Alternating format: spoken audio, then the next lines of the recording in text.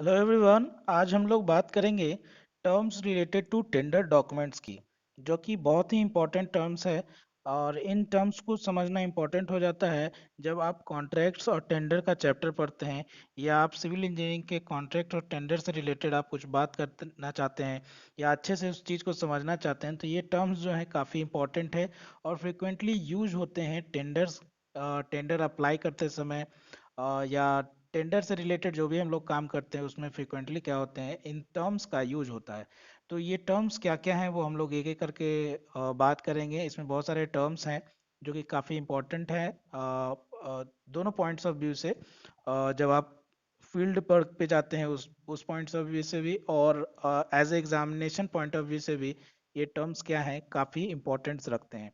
तो one by one हम लोग यहाँ पे देखेंगे। सो पहला जो पॉइंट है, टाइम लिमिट एंड इम्पोर्टेंस। सो आप लोग यहाँ देख रहे होंगे, फर्स्ट टर्म जो है वो है time limit and importance. So as we know, in civil engineering time is very important. Time जो है वो क्या होता है, बहुत इंपॉर्टेंट होता है। सपोज कीजिए आप कोई कंस्ट्रक्शन वर्क कर रहे हैं, और वो आप कुछ एक फिक्स टाइम में आप उसको क्या करना चाहते हैं, कंप्लीट करना चाहते हैं, ताकि आप क्या कर सके, बिजनेस का फ़ायदा उठा सके, या जो भी चीज़ें हैं। अगर उसमें डिले हो जाती है तो काफ़ी नुकसान होता है। जैसे सपोज कीजिए कि वहाँ पे कहीं पे किसी सिटी है और वहाँ पे अभी एक भी मॉल नहीं है, और एक ही साथ बहुत लोग चाह रहे हैं कि क्या करें, मॉल बना लें। तो उनमें से जिनका भी पहले मॉल बन के तैयार होगा उनको क्या होगा, बेनिफिट हो जाएगा उस समय के मार्केट के अकॉर्डिंग। तो जो पहले बन के तैयार होगा वो उसमें ऑटोमेटिकली क्या होगा, वहाँ पे कंपटीशन क्या होगा, कम होगा। बट अगर साथ में एक दो तीन बनते हैं तो क्या होगा, कंपटीशन बढ़ जाएगा। तो अगर सपोज किसी का काम डिले हो जाता है तो इसी तरीके से बहुत क्या होता है, नुकसान हो सकता है। तो इसलिए टाइम लिमिट क्या होता है, काफ़ी इंपॉर्टेंस रखता है किसी भी कंस्ट्रक्शन पॉइंट ऑफ व्यू से। टाइम लिमिट जो दिया जाता है वो टाइम लिमिट कोई गिवन डेट हो सकता है, नंबर ऑफ कैलेंडर मंथ्स हो सकते हैं, सपोज 36 मंथ, 24 मंथ, 12 मंथ्स, और और क्या हो सकता है, नंबर ऑफ वर्किंग डेज हो सकते हैं, जैसे 240 डेज या 500 डेज या 600 डेज। तो इस तरीके से एक्चुअली कंस्ट्रक्शन लाइन में क्या होता है, डेट डिसाइड होता है। या तो आपको कोई गिवन डेट दे दिया जाएगा किसी कैलेंडर डेट का, या फिर क्या कर सकता है, आपको number of calendar months they दिया सकता है, या फिर क्या कर सकते हैं, वर्किंग डेज दे दिया जा सकता है। The civil engineering contract specify the period of completion of work in the one of the following method, जो हम लोग अभी बात किए। ठीक है। नेक्स्ट है, the time allowed for completion of work include rainy season also.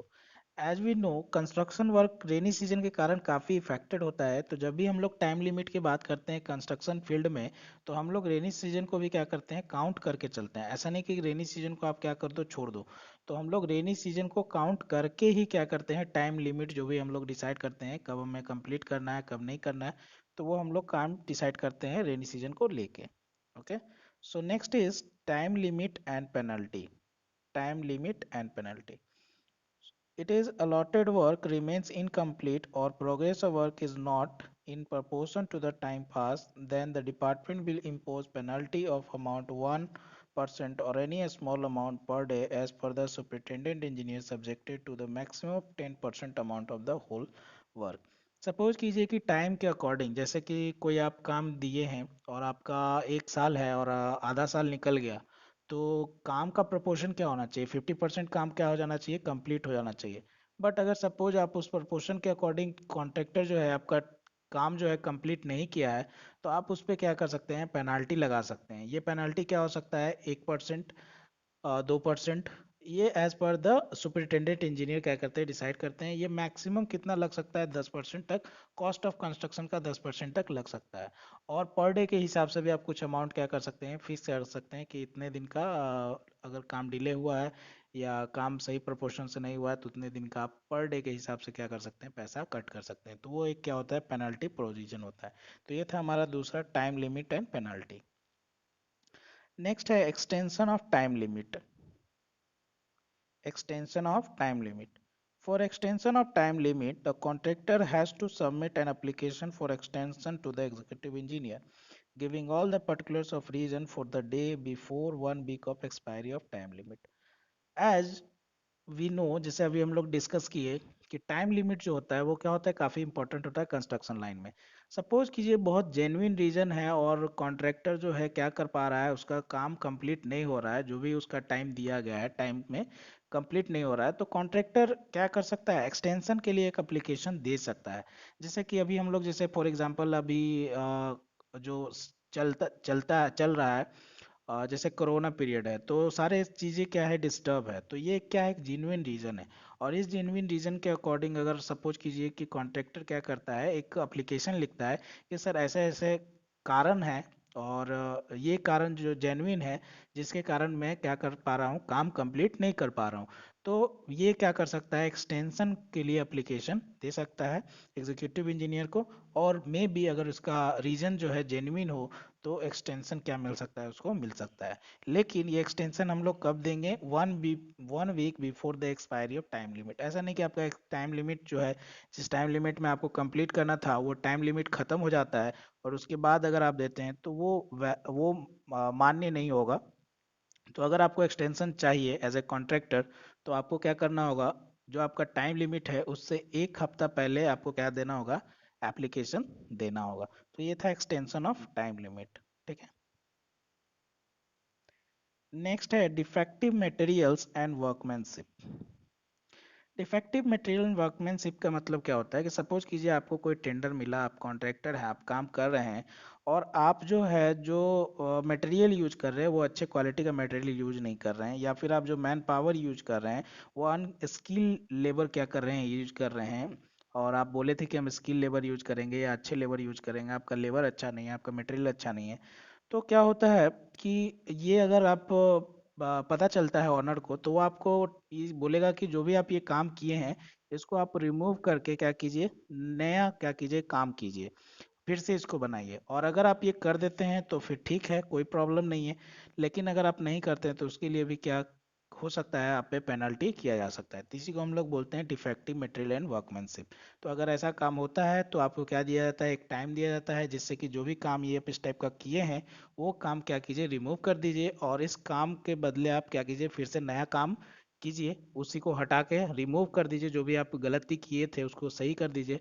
तो आपको कोई दिक्कत नहीं होगा। लेकिन आप अगर सपोज कीजिए आप नहीं करते हैं तो आपको मे भी पेनल्टी देना पड़ सकता है। तो ये होता है defective material and workmanship. Next है टर्मिनेशन ऑफ कॉन्ट्रैक्ट। तो कॉन्ट्रैक्ट के टर्मिनेशन का हम बहुत सारे बातें कर चुके हैं, फिर भी यहाँ पे एक पॉइंट है तो हम लोग देख सकते हैं। The contract can be terminated under the following condition. क्या कंडीशन हो सकता है, when the contractor failed to complete the work within the stipulated prescribed date। वही टाइम लिमिट का है, अगर टाइम लिमिट के अंदर में वो कंप्लीट नहीं कर पाता है तो आप क्या कर सकते हैं, कॉन्ट्रैक्ट क्या कर सकते हैं, टर्मिनेट कर सकते हैं। दूसरा पॉइंट है, if the contractor sublets his contract without written permission of the contract of the department. Sublets का मतलब होता है अपने काम को किसी और के थ्रू काम करवाना। तो अगर सपोज कीजिए कि आपको कोई काम दिया गया है और आप काम नहीं करके आप अपने किसी मित्र से या किसी आप अपने जूनियर से काम करवा रहे हैं और बिना डिपार्टमेंट के परमिशन से, तो भी क्या हो सकता है, आपका कॉन्ट्रैक्ट जो होता हो सकता है कि क्या कर दिया जाए, टर्मिनेट कर दिया जाए। है ना। तो ये क्यों किया जा सकता है, सपोज कीजिए कि आप एक बहुत अच्छे कॉन्ट्रैक्टर हैं, तो आपको अच्छा पैसा आपको दिया जाएगा बनाने के लिए, और आप क्या कर रहे हैं, एक लोअर कॉन्ट्रैक्टर से क्या कर रहे हैं, काम करवा रहे हैं, तो उसको हम लोग सबलेट्स बोलते हैं। मतलब अपने काम को किसी और से कराने को क्या किया जाता है, सबलेट्स बोला जाता है। तो आपका क्या कर सकता है, कॉन्ट्रैक्ट क्या हो सकता है, टर्मिनेट किया जा सकता है। नेक्स्ट है सस्पेंशन ऑफ वर्क। क्या रीजन हो सकता है कि आपका वर्क क्या है, सस्पेंड कर दिया जाए। तो देखते हैं, if the contractor is not fulfilling the requirement according to drawing specification during the execution of work. Drawing क्या होता है, जो हम लोग काम करने के लिए जो बनाते हैं ड्राइंग, कि कैसे कैसे बनाना है, वो ड्राइंग कहलाता है।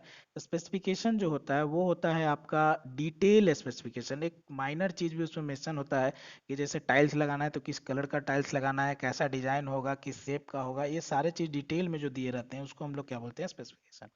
तो ये दोनों चीज़ क्या प्रोवाइड किया जाता है, कॉन्ट्रैक्टर को प्रोवाइड कर दिया जाता है काम के टाइम में। तो अगर सपोज कीजिए कि कॉन्ट्रैक्टर उस स्पेसिफिकेशन और ड्राइंग के अकॉर्डिंग काम नहीं कर रहा है, तो आप क्या कर सकते हैं, उसके वर्क को क्या कर सकते हैं, सस्पेंड कर सकते हैं। The work can be suspended and contractor and is informed in writing about the suspension of work। तो कहने का मतलब यहाँ पे उसी से अटैच्ड ये लाइन है। इसका मतलब क्या है कि अगर सपोज कीजिए ऐसा आप पाते हैं कि आप जो ड्राइंग और स्पेसिफिकेशन दिए थे उसके अकॉर्डिंग अगर कॉन्ट्रैक्टर काम नहीं कर रहा है तो आप उसको क्या करोगे, आप उसको इन्फॉर्म करोगे और रिटेन में क्या लोगे, उसको सस्पेंशन लेटर क्या दोगे, उसको दे सकते हैं। एंड उसके बाद आप क्या करोगे, जब उसको सस्पेंड कर दिए तो ऑब्वियसली आप क्या करोगे, नए टेंडर को क्या करोगे, इनवाइट करोगे। उसको सस्पेंड कर दिया तो आप क्या करेंगे, दूसरे टेंडर को इनवाइट करेंगे। नेक्स्ट, अभी भी हम लोग बात किए थे सबलेट्स ऑफ कॉन्ट्रैक्ट की, तो यहाँ पे आ गया सबलेटिंग द कॉन्ट्रैक्ट। सबलेटिंग मतलब क्या होता है, अभी हम लोग बात किए अपने काम को किसी और के थ्रू कराने को सबलेट्स बोलते हैं, ठीक है। Sublets means letting out a portion of main work by the main contractor to subordinate to carry out the portion of work। Subletting का मतलब क्या होता है, जो मेन कॉन्ट्रैक्टर है वो अपना काम खुद ना करके सब कॉन्ट्रैक्टर से अगर काम करवाता है तो उसको हम लोग क्या बोलते हैं, सबलेटिंग बोलते हैं, ठीक है। Such transfer of whole portion of work is not permissible unless the owner or department gives written approval। ये कोई ऑनर नहीं चाहता है कि जिस कॉन्ट्रैक्टर को वो दिया है उसके बदले कोई और काम करे, बट एक सर्टेन या सरकमस्टांसेस कुछ होते हैं जिसमें क्या कर सकते हैं, आप सबलेट्स कर सकते हैं।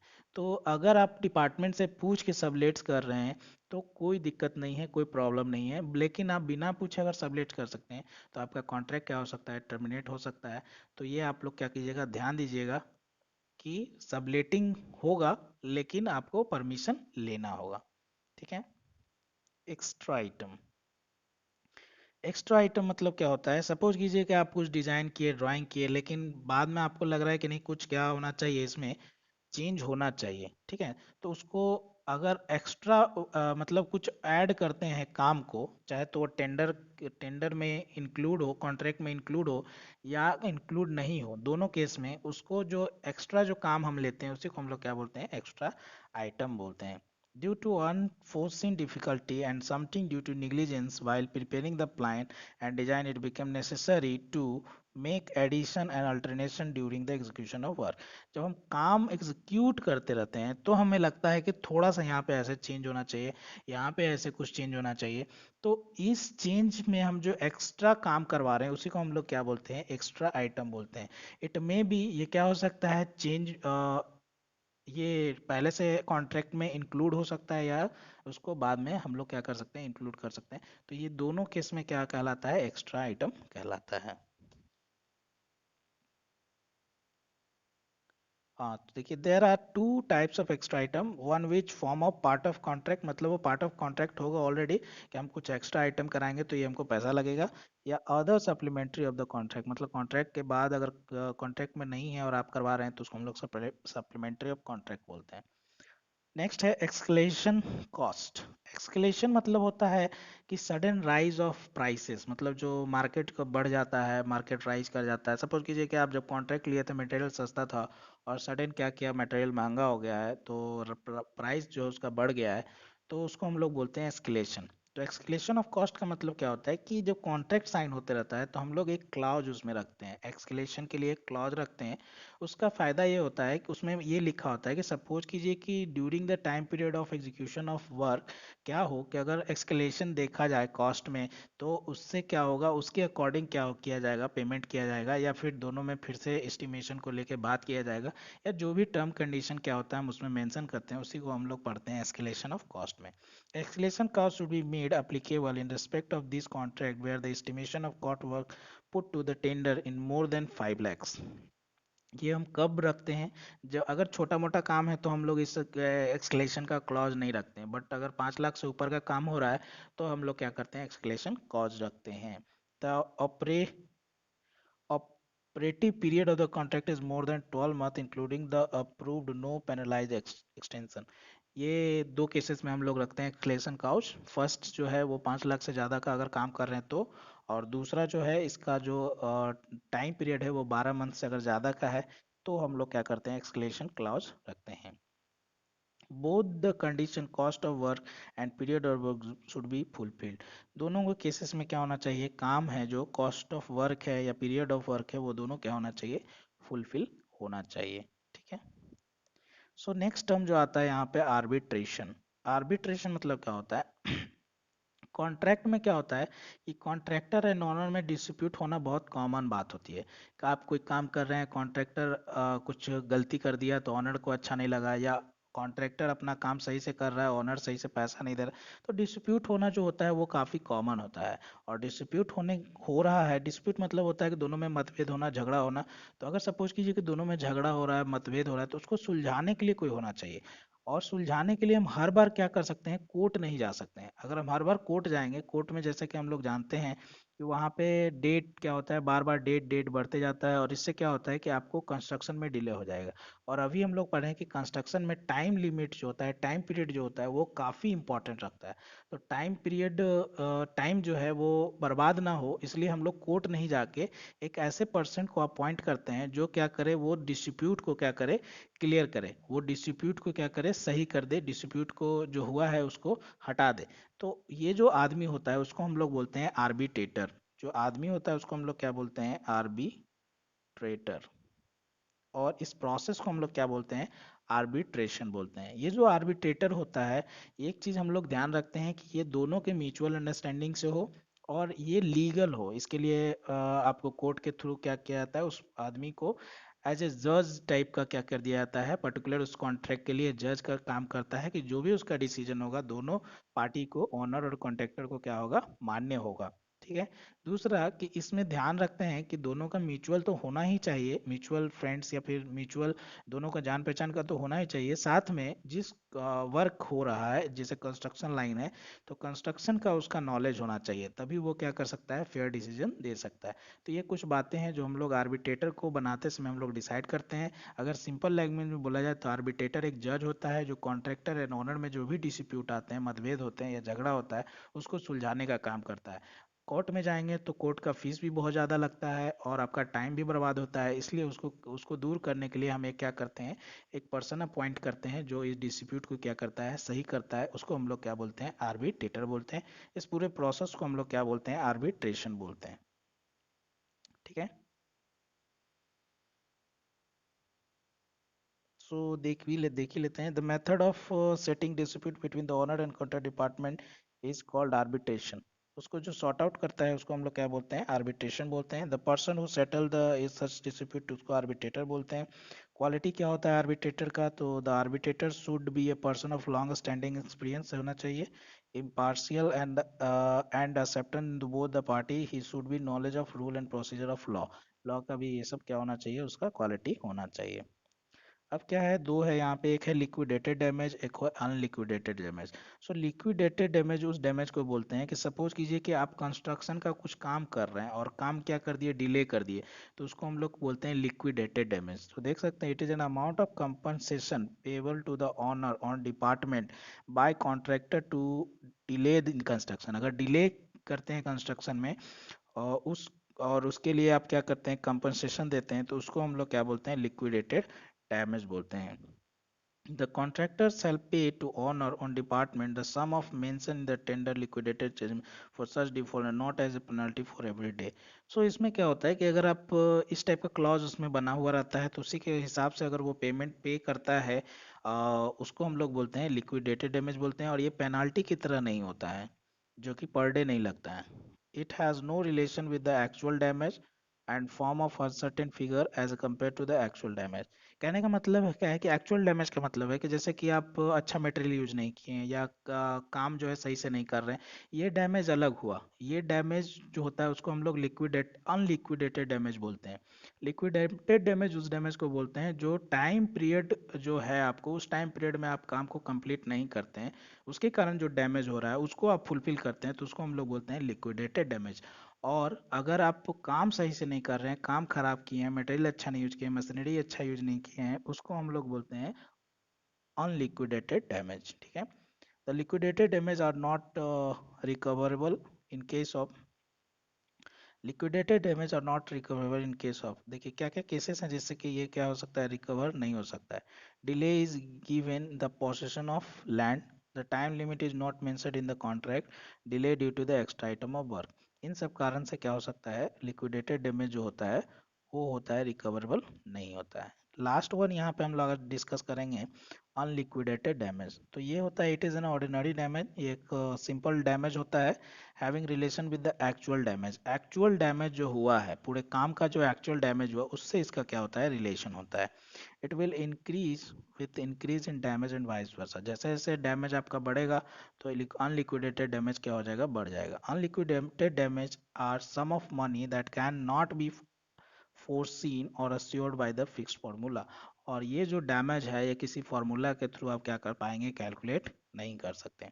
तो ये था all about the terms related to tender, different types of terms related to tender. Okay, thank you.